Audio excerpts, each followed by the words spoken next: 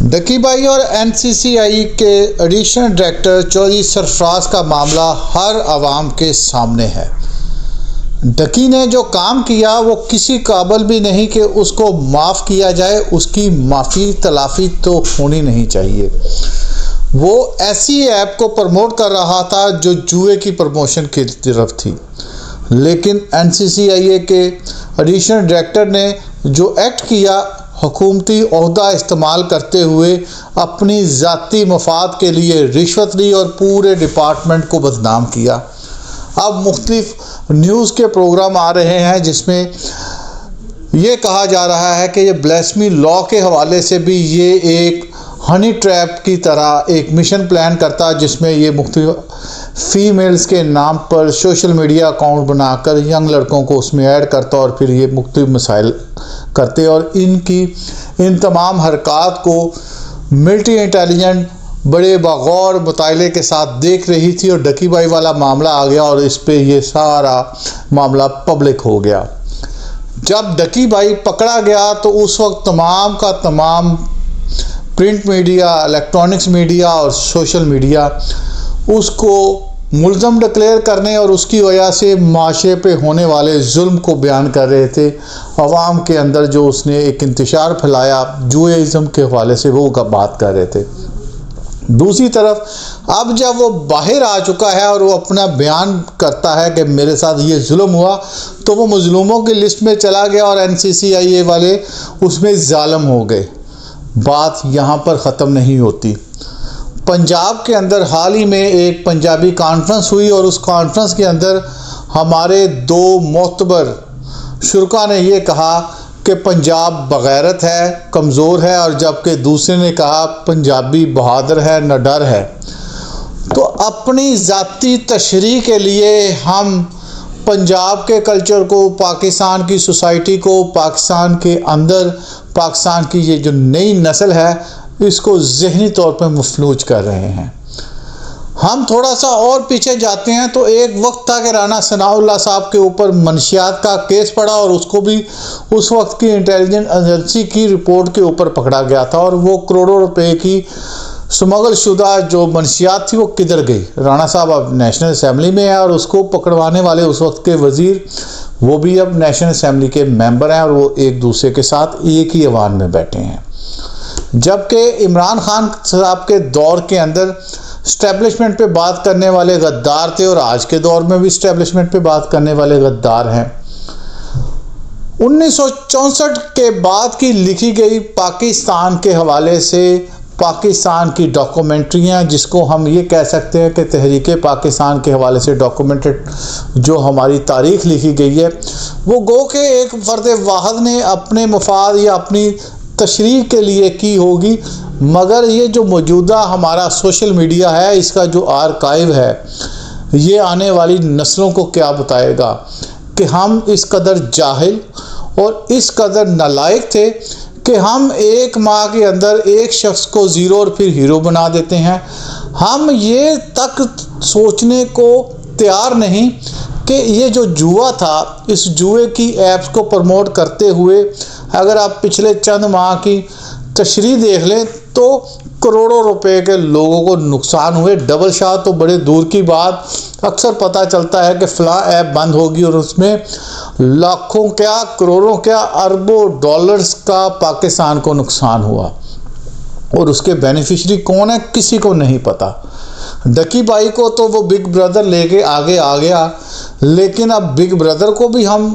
اس نہج پہ لے آئے کہ ہر ابھی میڈیا پرسن اس کے اوپر بات کر رہا ہے، نہیں جی ایسے تھا ویسے تھا، جبکہ اصل مدعا جو کہ ہماری بغیرتی اور ہماری نالائکی کی طرف جاتا ہے، جس میں ہم اپنی آنے والی نسلوں کو اپنا چہرہ نہیں دکھا پائیں گے، وہ پبلک نہیں کر رہے کہ ایک برائی جو برائی تھی ہم اس کو آن کر رہے ہیں۔ ڈکی نے آج تک اپنے سوشل میڈیا اکاؤنٹ سے کتنا سچ بولا؟ گھر لیا کرائے کا، ملکیت شو کی، مختلف بڑے بڑے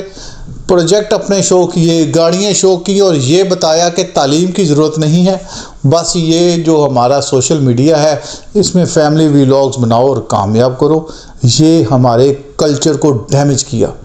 اس پر سزائے موت سے کم سزا نہیں ہونی چاہیے۔ اور NCCI والوں کو تو اس عبرت ناک سزا کی طرف لے کے جانا چاہیے کہ کل کو کوئی دوسرا بیڑیا یوں وردی کی آڑ میں کوئی کرمنل ایکٹ نہ کرے۔ اب میں آپ کو نبی کریم صلی اللہ علیہ وآلہ وسلم کے حوالے سے ایک واقعہ سناتا ہوں۔ یہ غزوہ تبوک کا واقعہ ہے۔ حضرت کعب بن مالک رضی اللہ تعالی عنہ جب نبی کریم صلی اللہ علیہ وآلہ وسلم نے تمام صحابہ کو کہا کہ ہم غزوہ تبوک کے لیے نکل رہے ہیں، آپ نکل جائیں، اور اس میں سے چند صحابہ جس میں حضرت علی کرم اللہ وجہ اور کچھ بزرگ صحابہ تھے جن کو آپ نے اپنی مرضی سے چھوڑا، اور جو اس کے علاوہ مدینے میں رہے ان میں 3 صحابہ اکرام اور باقی منافقین تھے۔ تو حضرت کعب بن مالک کے حوالے سے یہ روایت مختلف احادیث کی بک میں ہے کہ آپ نے نکلنے میں اس بات پر دیر کر دی کہ میرے پاس جو گھوڑا ہے وہ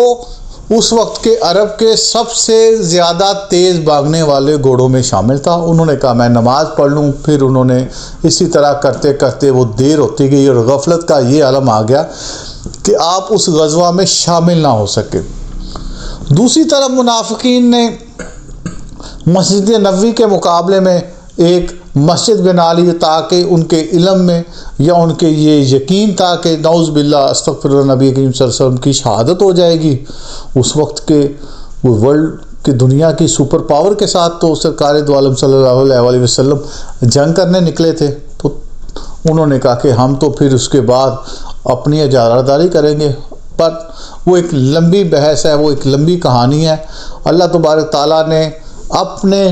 حبیب کے نیک بندے جن میں 3 صحابہ کا نام آتا ہے اور ان میں سے حضرت کعب بن مالک سر فہرست تھے۔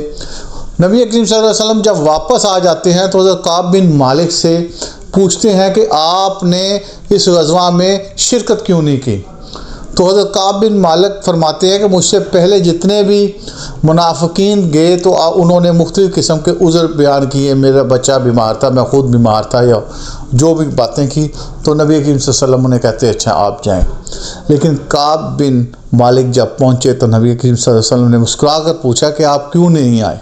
تو انہوں نے کہا یا رسول اللہ مجھ سے غفلت ہو گئی۔ تو اللہ کے حبیب نے فرمایا کہ تمام صحابہ مدینے کے اس سے قطع تعلق کر لے، اس کا سوشل بائیکاٹ کر دے۔ اور اس کے بعد 40 دن بعد نبی کریم صلی اللہ علیہ وآلہ وسلم نے ایک صحابی کے تھرو یہ بھی میسج کیا کہ اب اپنی بیوی بچوں سے بھی تو علیحدہ ہو جا۔ تو اسی کعب بن مالک نے نبی کریم صلی اللہ علیہ وآلہ وسلم کے عشق میں پوچھا یا رسول اللہ کیا طلاق دے دوں اپنی بیوی کو؟ تو آپ صلی اللہ علیہ وآلہ وسلم نے میسج بھیجا کہ طلاق نہیں دینی، صرف تم ان سے علیحدہ ہو جائے۔ تو یوں 50 دن گزر گئے، صحابہ اکرام آپ سے سوشل بائیکاٹ کیے ہوئے اور آپ کی بیوی بچے آپ سے دور، اور یوں شاہ غسان جو کہ اس وقت عیسائیوں کا ایک بادشاہ تھا، اس نے جب یہ سارا ماجرا دیکھا سنا یا اس تک جو بھی واقعہ پہنچا تو اس نے اپنا ایک قاصد بھیجا حضرت کعب بن مالک کے پاس، اور اس نے کہا کعب بن مالک تیرا جو رتبہ یا تیری جو حیثیت نبی کریم صلی اللہ علیہ وآلہ وسلم کے ساتھ تھی، تم کو تو کسی علاقے کا گورنر لگا دیا جا سکتا تھا، تم اس قدر لائق نڈر اور اپنے حبیب سے اس قدر لائل تھے، مگر اب تیرے حبیب نے تجھے چھوڑ دیا ہے تو تو میرے پاس آ جا، میں تجھے اچھا عہدہ دوں گا۔ اسے یہ نہیں کہا کہ میرا دین اختیار کر، اس کو لالچ دی۔ تو حضرت کعب بن مالک گڑ گڑا کر رونے لگے اللہ کی بارگاہ میں کہ یا میرے مالک، میں تو اپنے حبیب کی محبت میں اسی بات پر شرمندہ ہوں کہ میں نے ان کے حکم عدولی کی، اور میری یہ غفلت کہ اب مجھے کفار بھی آ کر مختلف قسم کی لالچوں میں لے آئے۔ میں تیرا دین تو نہیں چھوڑ سکتا، میں منافق تو نہیں تھا، لیکن جو میرے اندر کی بات تھی میں نے اپنے حبیب کو بتا دی۔ تو دوسری طرف سورہ توبہ کا نزول ہوا تو اللہ نے حضرت کعب بن مالک کی توبہ قبول کی اور نبی کریم صلی اللہ علیہ وآلہ وسلم نے اس کی سفارش کی۔ تو اس سارے معاملے میں حضرت کعب بن مالک کو جو میں دیکھتا ہوں، نبی کریم صلی اللہ علیہ وآلہ وسلم نے وہ جو سزا دی وہ اس لیے دی کہ کوئی صحابہ اس کی پیروی نہ کرے، اس لیے کہ اس نے جہاد کے معاملے میں بیعت نہ کی، وہ واپس نہ گیا، اس جہاد کے اندر شامل نہ ہوا، اس کی وہ چھوٹی سی جو تھی غفلت، اس کی اتنی بڑی سزا۔ اور آج ہم اپنے معاشرے میں پیوست ان گندی بھیڑوں کو جو اپنی بیویوں، بچوں، فیملیوں کے ساتھ آتے ہیں اور معاشرے کو ایک نئے کلچر کی طرف لے کے جا رہے ہیں، ان کو ہیرو بنا کے پیش کر رہے ہیں، اس کے کیے کی سزا ملنی چاہیے، NCCIA کو اس سے دردناک سزا ملنی چاہیے،